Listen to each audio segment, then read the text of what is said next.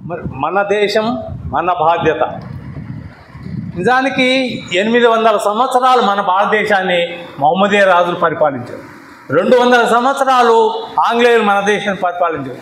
ఇక్కడ ఉన్న అంటే మూలంగా ఉన్న హిందువులు, మహమ్మదీయులు, క్రైస్తవులు అందరూ ఏమైనా కలిసి అన్నదమ్ములాగా కలిసే ఉంటున్నాం. మరి నిజానికి మరి మన లోపల మార్పు రావాలి. ఇప్పుడు సార్లు పెద్దలు, ఇప్పుడు షఫీ గారు కానీ రెడ్డి వీళ్ళంతా చెప్తున్నారు ఏంటంటే మార్పు రావాలి. ఏది మానవత్వంలో, మనుషుల యొక్క మానవత్వంలో మార్పు రావాలి. మరి అలాంటి మానవత్వంలో మార్పు రావాలంటే మరి ఏం చేయాలి? అసలు నిజానికి చిన్ననాటి నుండి విద్యార్థులకు పుస్తకాలనే అలాంటిది మార్పులు తీసుకురావాలి. మహమ్మదీయ గ్రంథం కానీ, క్రైస్తవ గ్రంథం కానీ, హిందూ గ్రంథంలో ఏమంటున్నారు అంటే మనమంతా ఆది దంపతుల సంతానం అంటున్నారు. ఇంకా ఆదిలో శబ్దం ఉండను, ఆ శబ్దమే దేవుడు ఉండను, ఆ శబ్దము దేవుని దగ్గర ఉండను అని మహమ్మదీయులు అంటున్నారు, క్రైస్తవులు అంటున్నారు, మరి హిందువులు అంటున్నారు. మరి ఇన్ని విధంగా అన్ని ఏకసారూప్యత మాటలు అంటే అనేకంలో ఏకత్వం మరి మనం చెప్పుకుంటూ కూడా మనం అనైక్యత అయిపోతున్నాం. మరి ఐక్యత లేకుండా అయిపోతుంది. మరి ఎందుకు ఐక్యత లేకుండా అయిపోతుంది? మరి వారు ఇలాంటి వాళ్ళ పెద్దలు, ఈ షఫీ గారు లాంటి పెద్దలు మరి దాని మీద రీసెర్చ్ చేయాలి. చేసి మరి ఏమిటి విద్యార్థులకు మరి ఎలాంటి విద్యను మరి అందించాలి చిన్న నుంచి అంటే రూట్ అంటే కింది నుంచి మరి ఆ మార్పులు తీసుకురావాలంటే మరి వ్యవస్థ లోపలనే మరి అలాంటి మార్పులు తీసుకొస్తే మరి మనం భారతీయులమంతా మరి అన్నదమ్ముల్లాగా మరి ఇంతవరకు నేను మన దేశం అనుకుంటే నాది కాదురా. ఇప్పుడు ఏమైపోయింది, భారతదేశ ఆయా ఏనుగు అశ్వము చనిపోయే స్థితి వచ్చేసింది. మరి ఆ దేశానికి కూడా అలాంటి స్థితి రాకుండా ఉండాలంటే మరి ప్రతి ఒక్కరి లోపల నా దేశము, దేశ అభిమానం రావాలి. ఇది నేను చేయవలసిన పని. నా దేశం ఎడల అందరం కూడా అన్నదమ్ముల్లాగా ఉండాలి. ఈ మతాలను పక్కన పెట్టేసి అసలు నిజానికి సనాతన ధర్మం చెప్పేది ఏమంటే పరోపకారార్థం ఇదం శరీరం. ఈ శరీరాన్ని భగవంతుడు ఇచ్చిండు. ఎందుకొరకు ఇచ్చిండు? ఆ చెట్లు పూలు వస్తున్నాయి, నీడని ఇస్తున్నాయి, పండ్లు ఇస్తున్నాయి, కాయలు ఇస్తున్నాయి. అవి ఏమన్నా ఆశిస్తున్నాయా? ఎలాంటి ఆశ చేయకుండా అందరు ఇతరుల కొరకే మరి ఇన్ని రకాలుగా ఇస్తున్నాయి. మరి ఇన్ని చేస్తున్నవి.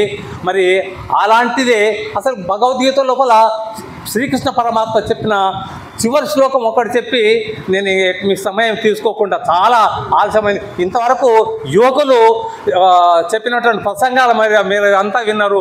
ఎంతో గంభీరంగా నడిచింది.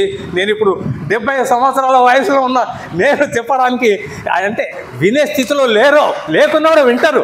ఎందుకంటే నేను ఒక ఉపాధ్యాయుని, స్కూల్ అసిస్టెంట్, రిటైర్డ్ అయినా కూడా అలాంటిది అల్లూరి సీతారామరాజు నాటకాలు ఆడి ఎంతో నాకు అనుభవం ఉంది, చెప్పగలదు. కానీ అది మిమ్మల్ని పరీక్షించడం కాదు. కాకపోతే ఇప్పుడు నేను చెప్పాల్సింది నేను మర్చిపోతే ఒక శ్లోకం, సర్వధర్మాన్ పరిత్యజ్య మామేకం శరణం వ్రజ అహం త్వా సర్వపాపేభ్యో మోక్షయిష్యామి మా శుచ. అంటే నాయన నువ్వు హిందూ ధర్మము, మహమ్మదీయ ధర్మం, క్రైస్తవ ధర్మం అంటూ నిజానికి ఉండొచ్చు. మత ధర్మాలు మత పెద్దలు చెప్పింది ఉండొచ్చు. కానీ ఇప్పుడు నీవెవరు? భారతీయుడు. ఈ భారతదేశంలో మరి మనమంతా ఐక్యంగా ఉండాలంటే హిందువు, మహమ్మదీయులు, క్రైస్తవులు మీరు ఐక్యంగా ఉండాలంటే నీ ధర్మాలు, మత ధర్మాలు పక్కకు పెట్టి మరి ఏం చేయాలి? శరణం రజ, నన్నొక్కని శరణవేడు, నీ యొక్క యోగక్షేమాలు నేను చూస్తా అంటున్నాడు ఆ శ్రీకృష్ణ పరమాత్మ. కాబట్టి మరి మనమంతా భారతీయులం. నా దేశం భారతదేశం, నేను భారతీయుణ్ణి. అయితే నిజానికి ఇక్కడ ఉన్న మహమ్మదీయులు కానీ, క్రైస్తవులు కానీ ఇతర దేశాలకు పోయినప్పుడు వాళ్ళని ఏమంటారు? తర్వాత క్రైస్తవుడు, మహమ్మదీయులు అన్నారు, వాళ్ళంతా హిందుస్థానే అంటారు. మరి నిజానికి వాళ్ళు కూడా ఏం చెప్తారు? అరే ఎక్కడలో ఉంటామంటే హిందుస్థాన్గా ముస్లిం, హిందుస్థాన్గా క్రైస్తవే అంటారు. అంటే దేశానికే పేరు వస్తుంది. కాబట్టి మనమంతా కూడా మన దేశాన్ని అంత గొప్పగా మంచి ఇంకా 10 కాలాల పాటు ఈ దేశాన్ని అభివృద్ధి దిశ లోపల తీసుకుపోయి దేశానికి మంచి పేరు తెచ్చి మరి మీద ఎవరి లోపల ఏముంటుందో మనం చెప్పలేము. అంటే పుట్టిన ప్రతి ప్రాణి చావకు తప్పదు, 100 ఏళ్ళు ఉన్నా చావు తప్పదు.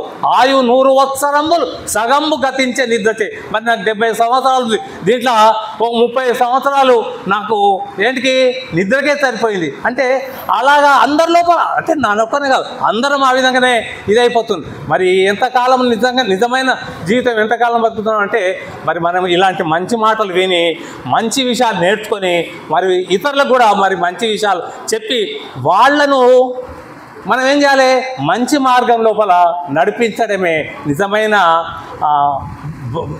భగవంతుని యొక్క సేవ చేసినట్లు నేను భావిస్తూ సెలవిస్తున్నాను. నమస్కారం సార్, మీకు అందరికీ నమస్కారం.